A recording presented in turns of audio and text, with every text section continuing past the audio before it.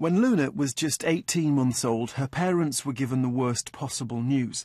She'd been diagnosed with a rare and aggressive brain tumour. She's 1.5, you know, babies don't get cancer. So it was like a car crash. It was awful. Early last year, she had 3 operations on her brain to try to remove the tumour, but they didn't work. Luna's parents refused to accept that all they could do was wait for her to die. They were desperate for any other options, and that's when they found Dr. Stanislav Burzynski. It was all about hope. It was all about hope. He said he hoped to cure my daughter. The plan was to try and cure Luna. That was his plan from day one. Dr. Burzynski claims to have discovered a revolutionary and non-toxic treatment. He thinks the cure for cancer can be found inside our bodies, substances in blood and urine which switch off cancer cells.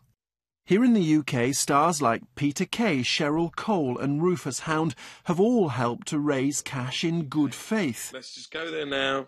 All bung a couple of quid on it, whatever you can afford. Amazing, right? Amazing. Hello there.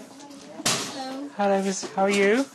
But Dr. Burzynski's experimental treatment is not recognised by mainstream medicine. Richard Grundy treats children with cancer and runs one of the UK's biggest research projects into brain tumours. I understand that draw is very attractive. Unfortunately, the results from Dr. Burzynski's clinic are not published in any form that's acceptable to the scientific community. What do you think about somebody like Dr. Burzynski who says he has a breakthrough in terms of a cure for cancer, but he doesn't share it? I think it's unethical. Dr. Burzynski says he's not allowed to share his results before they're formally published later this year, but the medical authorities in America have told us that's not true. Hey, pleased to meet you, Dr. Burzynski. People say that what you do is sell hope. That's what you do. You step in and you sell hope. What do you make of that? There are many foolish people, and I tell you, I'm dealing with scientists, we have concrete evidence. Can you imagine that the US government, dealing with us for so many years, they would allow me to be here by just sell hope, okay, without any hard evidence? The Burzynski treatment didn't work for Luna. She died last August, but her mum doesn't regret going. I think it gave us another year. I do. If I hadn't have gone, I would be sat here without my daughter saying, God, if only I'd have tried it.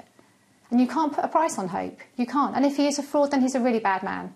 You know, if he is. But at the end of the day, as a parent with a child who is dying and you're told this child's going to die, you would try anything, anything. It's easy to understand the families who look for every last chance. What's harder to understand is how Dr. Burzynski has been allowed to sell an experimental treatment for the past 30 years. Richard Bilton, BBC News.